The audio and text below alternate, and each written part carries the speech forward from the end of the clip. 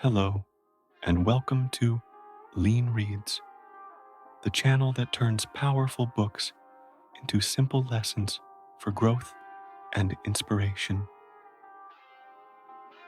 Once upon a time, the world stood between darkness and light. Empires had fallen, kings rose. Published in 2021, Powers and Thrones is a sweeping and vivid retelling of medieval history, from the fall of the Roman Empire to the dawn of the Protestant Reformation. Through this grand historical journey, Dan Jones asks a timeless question: who held power, and how did that power shape the world? With his signature storytelling style, Jones brings to life the kings, warriors, popes, and philosophers who built, and sometimes destroyed, the world we know today. Dan Jones is an award-winning British historian, journalist, and broadcaster. His best-selling works include Magna Carta, The Making and Legacy of the Great Charter, the Plantagenets, and the Templars, which together have sold over 1 million copies worldwide. Jones is widely praised for turning history into gripping narrative, vivid, human, and alive with drama. When people hear the Middle Ages, they often imagine darkness, violence, and chaos, a brutal era between the glory of ancient Rome and the brilliance of the Renaissance. But as Dan Jones reminds us, the Middle Ages were far more than a dark void in history. They were a foundational era, shaping the modern Western world's politics, religion, art, and identity. Powers and Thrones takes readers on a time-traveling journey across a millennium, from the fall of Rome and the rise of Christianity to the blood-soaked Crusades, the devastation of the Black Death, and the Age of Discovery that would lead to a new world. Along the way, Jones connects the dots between climate change, plagues, religious revolutions, and empires in decline, showing how each force contributed to the shifting balance of power. In this book, you will discover how climate change contributed to the collapse of the Roman Empire, why and how the Crusades began, how the Black Death reshaped Europe, politically, socially, and spiritually, how kings, popes, and warriors fought for dominance in a world of shifting loyalties, how exploration, trade, and new ideas paved the way for modern civilization. Powers and Thrones isn't just a story about medieval wars. It is a story about the endurance and transformation of humanity. From crumbling empires to reborn kingdoms, Dan Jones shows that the Middle Ages were not dark, but brilliant, brutal, and deeply human. In every chapter, we see reflections of our own time: pandemics, climate shifts, migrations, and ideological clashes, proving that history doesn't repeat, but it certainly rhymes.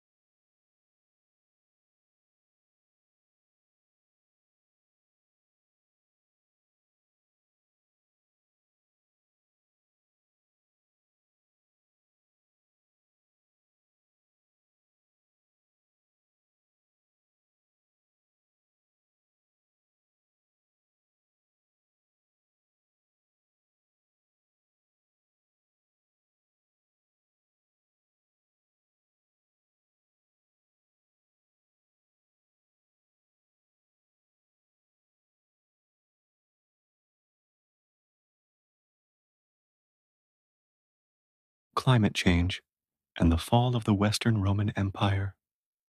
For over 1,000 years, Rome stood as the world's most powerful empire. At its height, Roman authority stretched across North Africa, Asia Minor, and nearly all of Europe. Its cultural and political influence was immense, from the spread of Christianity to the dominance of the Latin language, which would later become the foundation of Western medieval culture.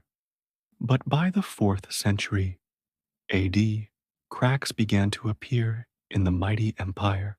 The downfall of Rome wasn't caused by a single invasion or political scandal. It was, as Dan Jones explains, the result of a complex web of climate change, mass migration, and military overreach. The climate catastrophe that triggered a domino effect in the mid 4th century, East Asia experienced one of the worst droughts in 2,000 years. This environmental disaster forced the Huns, a nomadic people from the Central Asian steppes, to migrate westward, crossing the Volga River and pushing into territories occupied by Germanic tribes known as the Goths. Armed with superior archery skills and fast-moving cavalry, the Huns overwhelmed many of the Gothic tribes.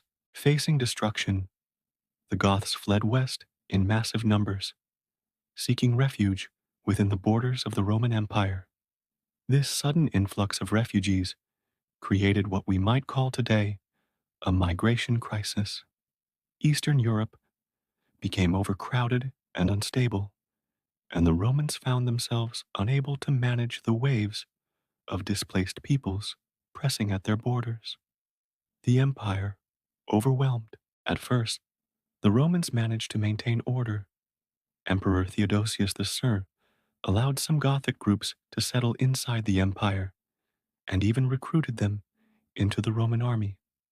But the migrations didn't stop. They intensified. By the 390s, as the Huns advanced farther west, even larger groups of migrants, not just Goths, but many other tribes, flooded Roman territory. Each new wave brought more instability, violence, and internal tension. Over time, Rome's vast military and administrative systems buckled under the weight of this endless pressure. Attila the Hun and the breaking point.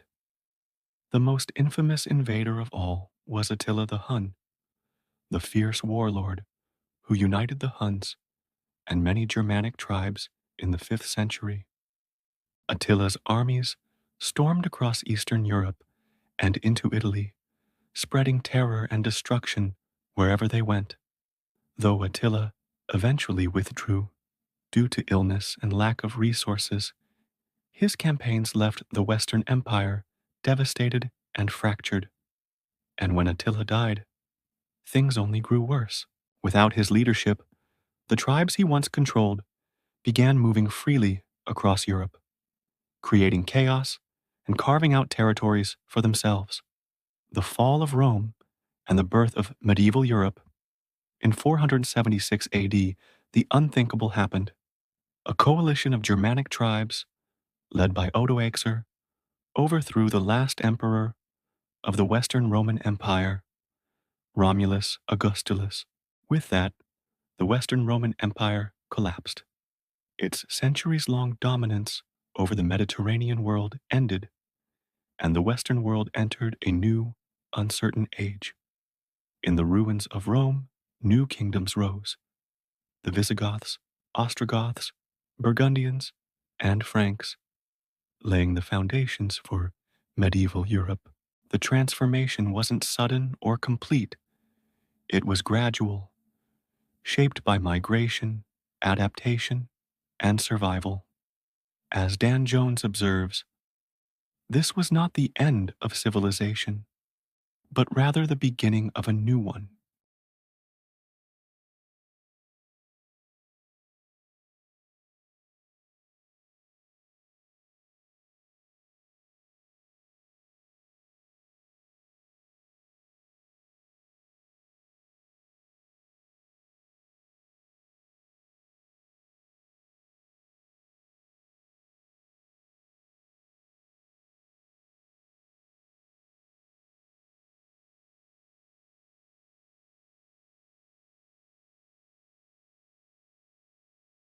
The rise of the Byzantine Empire. While the Western Roman Empire crumbled, the Eastern Roman Empire endured, stronger, richer, and more stable. Its capital, Constantinople, modern-day Istanbul, stood proudly against waves of invasions from the Huns and the Goths. When Attila the Hun died, the East entered a rare period of peace and transformation, becoming what history now remembers as the Byzantine Empire, the golden age of Justinian. The Byzantine Empire reached its zenith under Emperor Justinian I, who came to power in 527 AD. Ambitious, visionary, and supported by his brilliant wife, Empress Theodora, Justinian dreamed of restoring the glory of Rome. Within months of his coronation, he launched a sweeping legal reform, commissioning scholars to compile and revise centuries of Roman law. The result was the Corpus Juris Civilis, or the Justinian Code, a monumental body of law that would influence legal systems for over 1,000 years. At the same time, Justinian embarked on grand architectural and military campaigns. He ordered the construction of Hagia Sophia, a magnificent basilica meant to be the greatest church on earth. Under his general Belisarius, the Byzantine army recaptured the western Mediterranean coast, North Africa, Italy, and even Rome itself. For a brief moment, it seemed the Roman world might rise again, disaster from the heavens. But the dream was short-lived. A series of catastrophic natural events struck the world. Volcanic eruptions darkened the skies, disrupting harvests and plunging the climate into chaos. This environmental collapse ushered in one of the greatest crises in human history. Soon after came the plague of Justinian, a deadly pandemic that swept through the empire, killing an estimated 100 million people. Cities were emptied, trade collapsed, and the empire's economy crumbled. When Justinian died in 565 AD, his dream of reuniting Rome had vanished with him. The true birth of Byzantium. Even after Justinian's death, the transition from the Eastern Roman Empire to the Byzantine Empire was not yet complete. Half a century later, Emperor Heraclius came to power and finalized the transformation. To distinguish his realm from the Latin-speaking West, Heraclius made Greek the official language of government. The rise of Islam and the expansion of the Islamic Empire. In the early 7th century, while the Byzantine Empire had just defeated its old rival Persia, a new power was quietly emerging, one that would soon reshape the world. Over 2,000 kilometers from Constantinople, in the city of Mecca, a man named Muhammad received a revelation from the angel Gabriel, who declared him the prophet and messenger of Allah. The divine messages Muhammad received were later compiled into the Qur'an and Quran, the holy book of Islam. From these revelations, a new faith was born, Islam, meaning submission to the will of God. The birth of a new faith and a new community, Muhammad's teachings, quickly gained followers in Mecca. But as his influence grew, so did resistance. In 622 AD, he and his followers left Mecca for the city of Yathrib, later known as Medina, in a migration called the Hijra, an event that marks year one of the Islamic calendar. In Medina, Muhammad was asked to mediate conflicts between Jewish tribes and pagan clans. Through his leadership, he united these divided factions into a single ummah, a community bound not by tribe or blood, but by faith. This ummah was more than a religious community.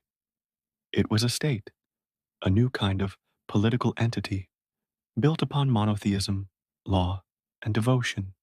In essence, the first Islamic state had been born, the formation of an empire. Within a few years, Muhammad returned to Mecca with a force of 10,000 Muslim converts.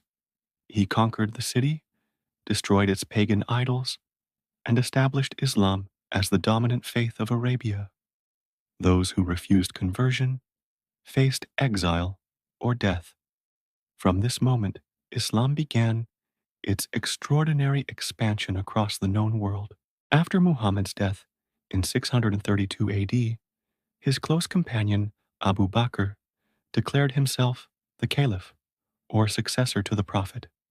This sparked early debates over legitimacy and leadership, disagreements that would eventually split Islam into Sunni and Shia branches. Under Abu Bakr and his successors, the Rashidun caliphs, the Islamic armies swept across the Middle East. Their victories were stunning. Between 632 and 642, they defeated the Byzantines in Syria, seized Persia, and pushed west toward Egypt and North Africa. A new world power had arrived, the Umayyads, and the building of an Islamic civilization. By the early 8th century, the Umayyad Caliphate, which succeeded the Rashidun, controlled an empire as vast as the Roman Empire. The Franks revive Rome, and the Vikings challenge their empire. When the Western Roman Empire fell, Europe splintered into countless kingdoms, some short-lived, others destined to shape the future. Among them, none proved more successful than the Franks, a Germanic people who settled west of the Rhine and slowly filled the power vacuum left by Rome's collapse. The rise of the Franks. Under the Merovingian dynasty, the Franks expanded aggressively, conquering the territories that make up much of modern-day France. They demanded tribute from neighboring tribes in Bavaria, Thuringia, and Saxony, establishing themselves as a dominant force in Western Europe. But it was under the Carolingian dynasty that the Franks truly transformed Europe, thanks to one man, Charlemagne. Charlemagne's Christian Empire. When Charlemagne came to power in the mid-8th century, he embarked on an ambitious mission to rebuild the Western world. He overthrew the Lombards in northern Italy, fought back the Muslim rulers of Spain, and waged relentless wars against the pagan Saxons, forcing them to convert to Christianity. By the year 800 AD, Charlemagne's empire covered most of Western Europe. That same year, the Pope crowned him Emperor of the Romans, symbolically reviving the legacy of ancient Rome. For a brief moment, it seemed as though the Roman Empire had been reborn in the West. Yet, after Charlemagne's death, his grand vision began to unravel.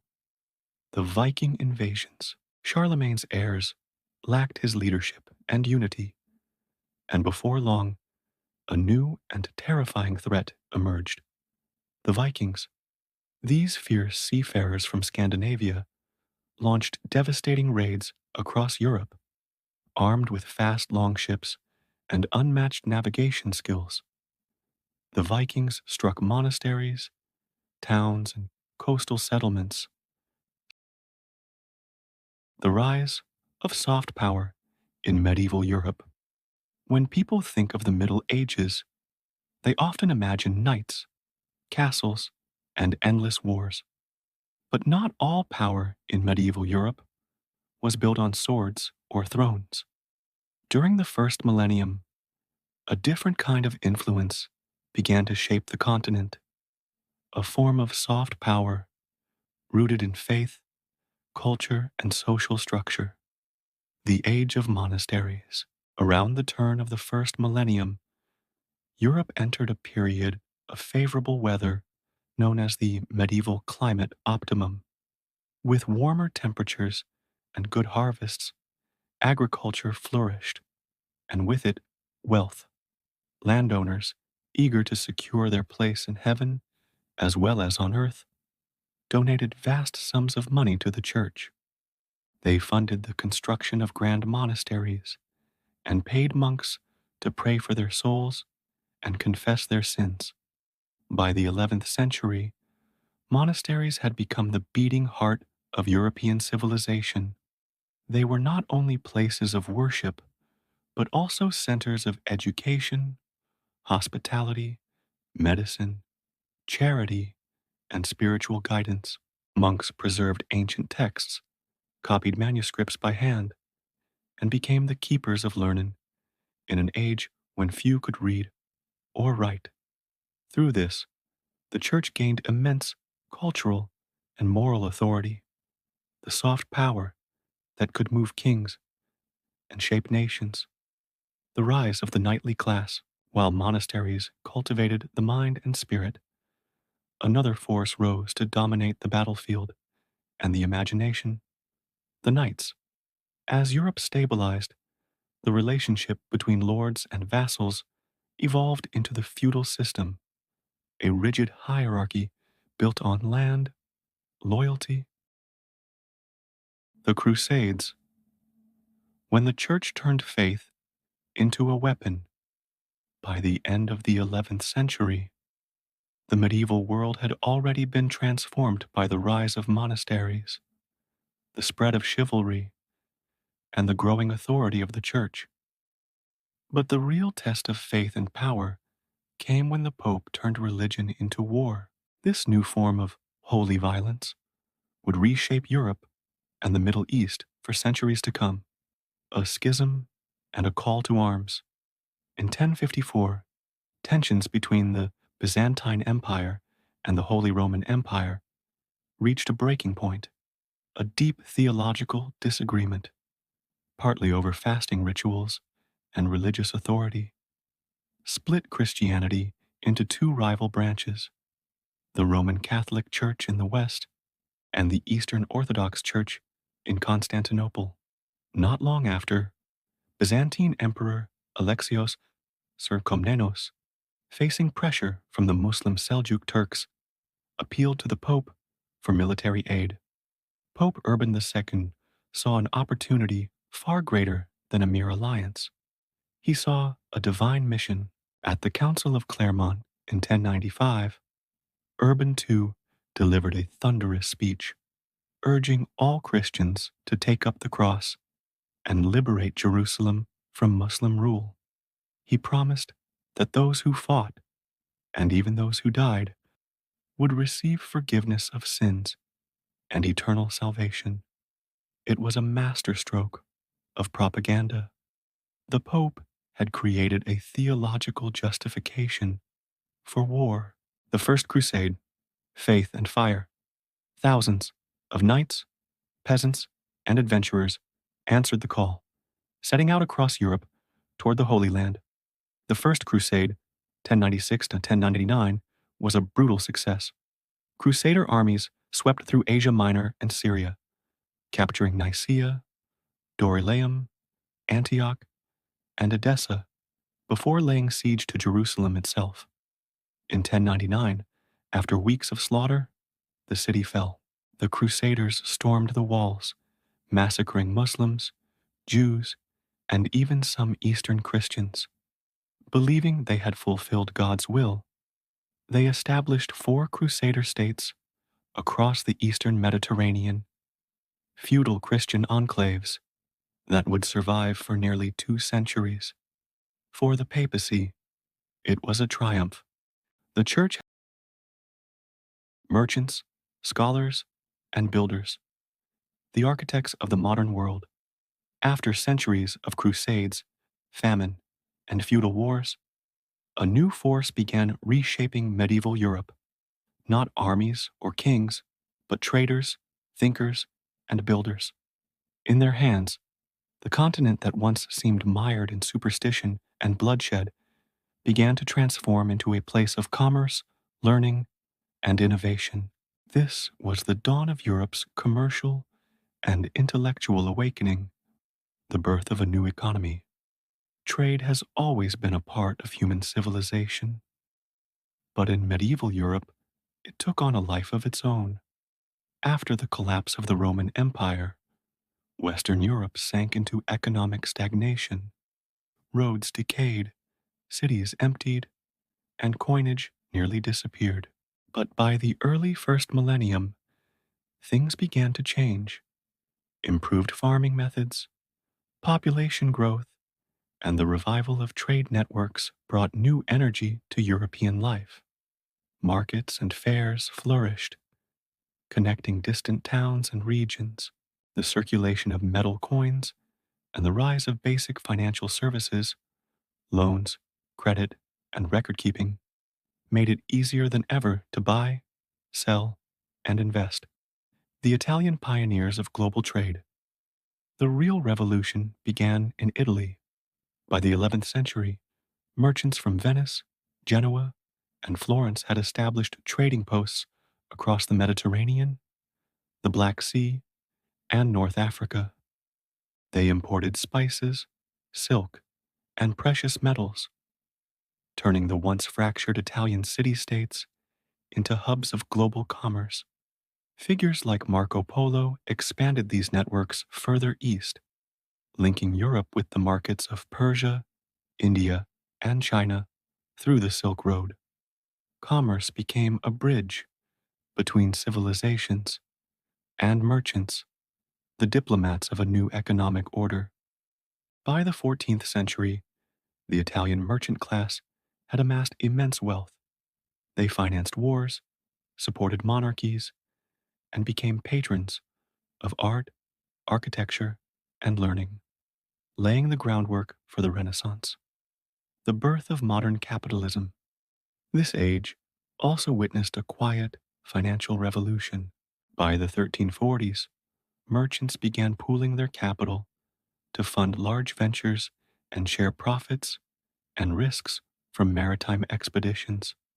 They recorded assets, liabilities, and projected earnings, developing primitive accounting systems that would evolve into modern corporate finance. These innovations, joint investment, bookkeeping, and risk sharing, marked the birth of early capitalism. Trade was no longer just a local affair, it became a networked, profit driven enterprise spanning continents. The power of knowledge and the rise of universities. But money wasn't the only force transforming medieval life. As merchants traded goods, scholars began trading ideas. By the late 11th century, the Black Death, how the plague reshaped the medieval world. The 14th century opened with promise. Cities were thriving, universities expanding, and merchants trading from Venice to Beijing. But beneath that prosperity lay the seeds of catastrophe. By the 1330s, nature, microbes, and human movement combined to unleash one of the deadliest events in human history, the Black Death, a world on the edge. At the start of the century, the climate began to shift dramatically. Volcanic activity cooled the planet, triggering what historians now call the Little Ice Age. Crops failed.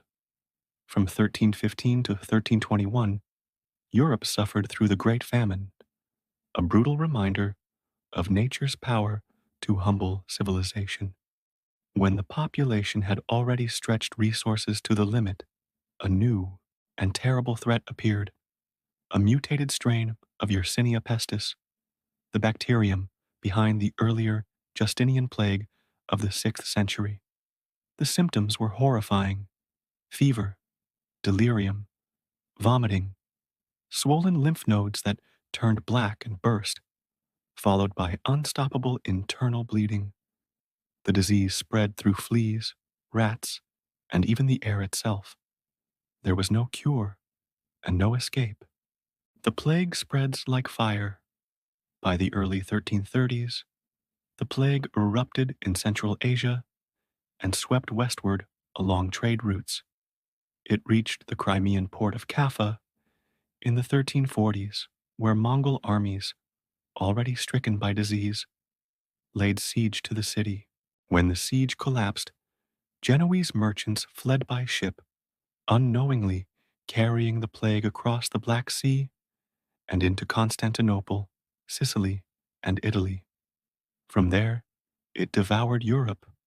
Within months, it reached France, England, Spain, and Germany, spreading faster than anyone could comprehend. In its first wave alone, it killed up to 60% of the population in some regions. The Renaissance, art, ambition, and the dawn of discovery. By the end of the 14th century, Europe had endured famine, plague, and centuries of war. Out of that darkness emerged a dazzling new light, a rebirth of knowledge, creativity, and ambition that historians now call the Renaissance.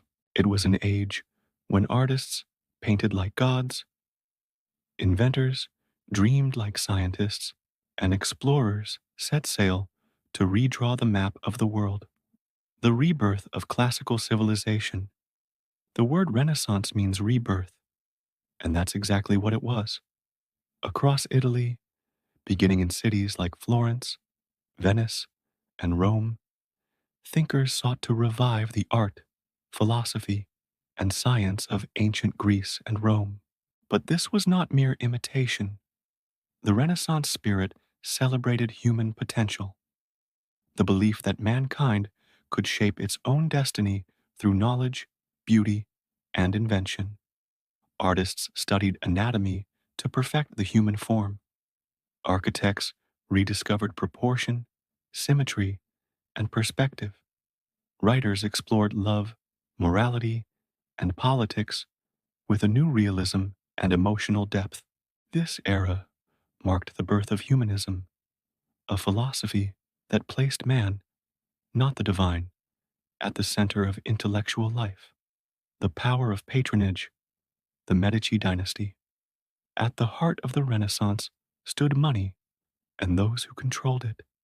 In Florence, the powerful Medici family rose from humble bankers to become the most influential patrons in Europe.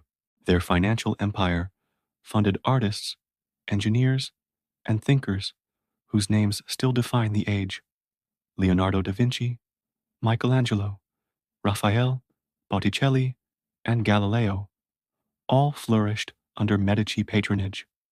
The family sponsored the construction of St. Peter's Basilica and countless other monuments that symbolized divine glory and civic pride. Art became more than decoration. It was propaganda, a visual expression of wealth, power, and cultural dominance. Through their lavish patronage, the Medicis turned Florence into a living museum, the beating heart of Renaissance creativity, the age of invention and discovery. But the Renaissance wasn't confined to studios and libraries. It ignited a wave of exploration and curiosity that pushed Europeans beyond their known world. In 1453, the fall of Constantinople to the Ottoman Turks severed old trade routes between East and West. Merchants and sailors began searching for new ways to reach the riches of Asia, a quest that would transform global history. One of these dreamers was an Italian navigator named Christopher Columbus. He believed he could reach the East by sailing west across the Atlantic, a journey of roughly 4,800 kilometers, according to his calculations. Columbus sought funding across Europe and was finally backed by King Ferdinand II of Aragon and Queen Isabella I of Castile.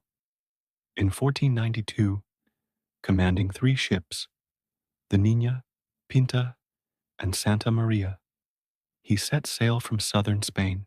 After 33 anxious days at sea, his crew sighted land, not Asia, but the Americas. Though the Vikings had reached North America centuries earlier, and indigenous peoples had lived there for millennia, Columbus's voyage connected 2 worlds that had long been apart. It marked the beginning of the age of exploration and the dawn of global history, art, wealth, and the human spirit. The late medieval world had been shaped by faith and fear. The Renaissance world was shaped by curiosity and confidence. Painters learned perspective. Scientists dissected the mysteries of nature. Architects reached new heights of beauty and engineering. Explorers opened the oceans. The driving force behind all this was the human desire to know and to create. As Dan Jones reminds us, the Renaissance was not simply a cultural revival, it was humanity rediscovering itself. The Protestant Reformation, the end of the medieval world. The Middle Ages ended not with a war or a plague, but with an idea printed, bound, and spread faster than any army could march. It was called the Reformation, and it changed the course of Western civilization forever. Gutenberg and the power of the printed word. For most of the medieval era, books were a luxury. Each manuscript was painstakingly copied by hand, a process that could take months, even years. Knowledge moved slowly, confined to monasteries and the elite. Then, in the 1430s, a German goldsmith named Johannes Gutenberg built a machine that would transform human communication, the printing press. By 1450, the first mass-produced Gutenberg Bible rolled off the press, an event as revolutionary as the Internet's invention centuries later. The ability to print ideas on paper, cheaply and quickly, became the most powerful tool of social change the world had ever seen. Corruption, indulgences, and the crisis of faith. By the late Middle Ages, the Catholic Church had grown immensely wealthy and deeply corrupt. Salvation, it seemed, could now be bought and sold. The Church introduced indulgences, documents signed by the Pope that promised to reduce the buyer's time in purgatory. These indulgences became a lucrative business. The funds went toward grand projects, like building St. Peter's Basilica in Rome. But for many believers, the practice felt like spiritual extortion. When Pope Leo X began selling indulgences on a massive scale, the resentment boiled over. Martin Luther's 95 Theses. In 1517, a young German theology professor named Martin Luther struck back. He nailed his 95 Theses, or Disputation on the Power and Efficacy of Indulgences, to the door of the Wittenberg Castle Church. In them, Luther denounced the sale of salvation and declared that faith alone, not money, not the Church's permission, could bring a soul to heaven. Through the new miracle of printing, his words spread like wildfire across Germany. Within months, his ideas had ignited a spiritual revolution. Within years, they had shattered the unity of Christendom, the rise of Protestantism and religious war. Luther's movement became known as the Protestant Reformation, named for those who protested against the authority of Rome. Other reformers, like John Calvin in Geneva and the Huguenots in France, followed, each building their own vision of Christianity. The Church struck back. Pope Paul III called upon Holy Roman Emperor Charles V to crush the heretics, even promising spiritual rewards for those who joined the cause. Europe plunged into a series of brutal religious wars as Catholic and Protestant princes fought for both souls and power. By 1530, it was clear the unity of medieval Christendom was gone. The Reformation had ended not only the dominance of the Catholic Church, but also the entire medieval order. A world transformed the Reformation did more than split a church. It redefined Western civilization. It promoted literacy, individual conscience, and personal interpretation of Scripture. It weakened feudal and papal authority, paving the way for modern nation states. And, perhaps most importantly, it was born from the union of faith and technology, the belief that truth should be available to everyone who could read it. The legacy of the Middle Ages. The Middle Ages, stretching from the fall of the Western Roman Empire to the dawn of the Reformation, were anything but dark. They were an age of faith, war, and transformation, an age that gave birth to universities, cathedrals, chivalry, and global exploration. It was a time of plague and piety, of kings and peasants, of crusades and cathedrals, a millennium of chaos that built the foundations of our modern world. As Dan Jones concludes, the medieval world did not die in despair. It evolved through the courage of reformers, the curiosity of artists, and the power of ideas made permanent by ink and press. From the ashes of Rome to the rise of the Reformation, the medieval world was not a dark void, but a crucible, a place where humanity burned, struggled, and ultimately was reborn. What began in empire ended in enlightenment. The Middle Ages, in all their brutality and brilliance, forged the world we live in today. Finishing Powers and Thrones felt like stepping off a time machine that had carried me through 1,000 years of human struggle, ambition, faith, and reinvention. Dan Jones doesn't he simply tell the story of the Middle Ages.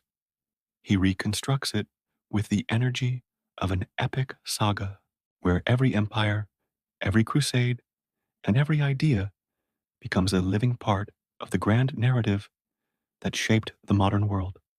From the ashes of Rome to the rise of the Renaissance, this book reminds us that history is never static. It breathes, evolves, and transforms, just like the people who live it.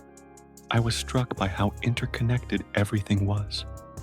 Climate change, leading to migrations that toppled empires' faith, turning into politics and technology, from the plow to the printing press, acting as silent revolutions beneath the surface of human history. What moved me most was the paradox of the Middle Ages.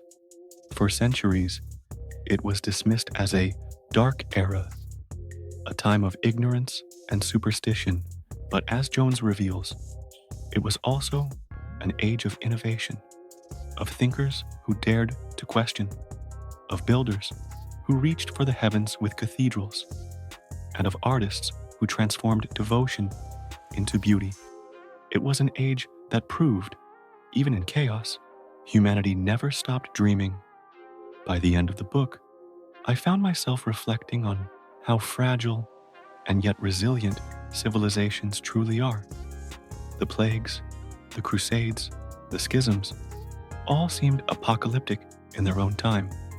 Yet every collapse birthed something new, a new idea, a new order, a new way of seeing the world. That, to me, is the true heart of Powers and Thrones. Not the thrones themselves, but the power of continuity, the stubborn human will to rebuild after every ruin. Reading this book is like watching history unfold through both a microscope and telescope, intimate and vast at once. It makes you appreciate how much of our modern identity, our universities, our nations, our faiths, even our sense of individuality, were all born from that medieval crucible. Ultimately, Powers and Thrones is not just a chronicle of kings, knights, and popes. It's a meditation on endurance. It reminds us that progress has never been a straight line. It's a long, winding road, paved with courage, curiosity, and contradiction. And as I closed the final page, I couldn't help but think, if the Middle Ages could rise from the ruins of Rome to the dawn of modernity, then perhaps every ending in history or in life carries within it the seed of a new beginning.